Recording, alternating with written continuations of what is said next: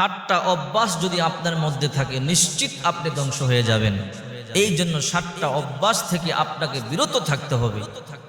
আল্লাহ পাক রব্বুল আলামিন বলেন, ইল্লা মান তাবা ওয়া আমানা ওয়া আমিলা আমালান সলিহা ফাউলাইকা ইউবাদদিলুল্লাহু সাইয়্যাতিহিম হাসানাত। মানুষ যখন অপরাধ করে, তওবা করে, নতুন করে ঈমান আনে, নেক আমল করে, আল্লাহ তাআলা তার তওবা কবুল করেন।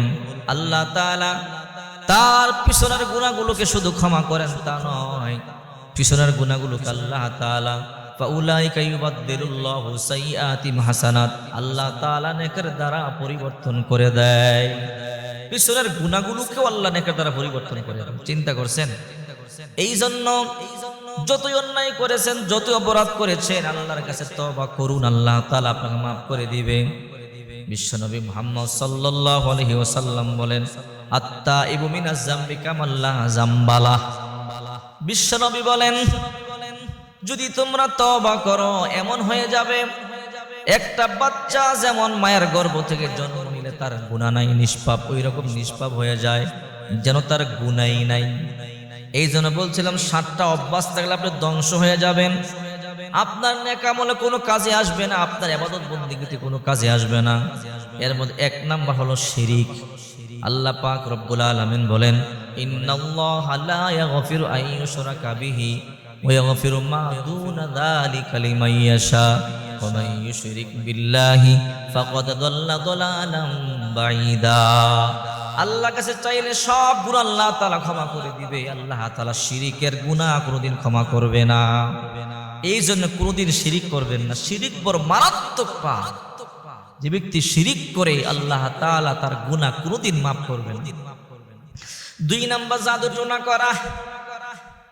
জাদু টোনা কখনো করবেন না।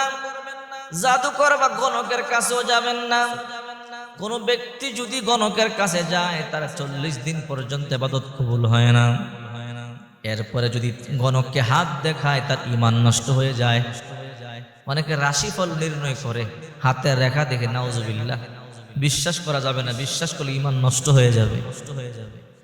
এই জন্য 2 নাম্বার জাদু টোনা করা। 3 নাম্বার অন্যায়ভাবে কাউকে হত্যা করা।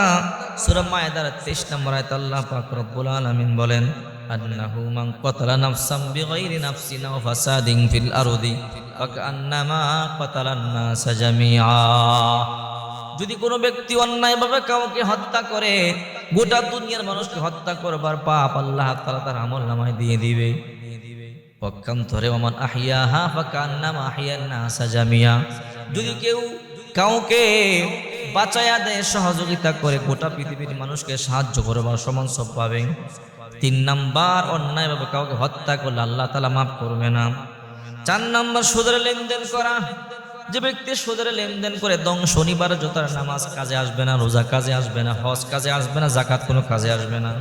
আল্লাহ তাআলা ঘোষণা দিয়েছেন, ইয়া আইয়ুহাল্লাযীনা আমানুত্তাকুল্লাহা ওয়া যারু মা বাকিয়া মিনার রিবা ইন কুনতুম মুমিনিন।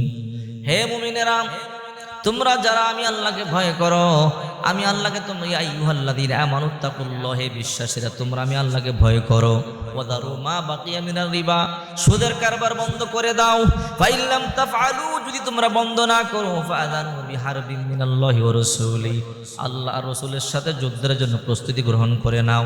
এই জন্য সুদের কারবার যারা করে নামাজ কবুল হবে না, রোজা কবুল হবে না, হজ কবুল হবে না, এদের যাকাত কোনোদিন কাজে আসবে না।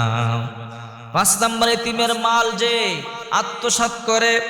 সূরা নিসার 10 নম্বর আয়াত আল্লাহ তাআলা বলেন, যারা এতিমের মাল আত্মসাৎ করে, অন্যায়ভাবে ভক্ষণ করে, তারা পেটের মধ্যে আগুন ঢুকায়।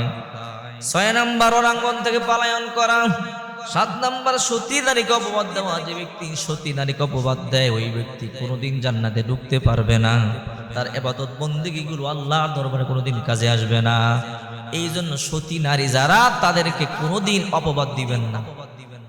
এই 7টা অভ্যাস থাকলে আপনি ধ্বংস হয়ে যাবেন। 7টা অভ্যাস থেকে আপনাকে ফিরে থাকতে হবে। আল্লাহর কাছে দোয়া করবেন, আল্লাহ গো, এই 7টা কাজ থেকে তুমি আমাকে হেফাজত করো। যদি এই 7টা কাজ থেকে আপনি নিজেকে বিরত না রাখেন, নিজেকে হেফাজত না করেন, অবশ্যই আপনি ধ্বংস অনিবার্য, একদিন ধ্বংস হবেই হবে।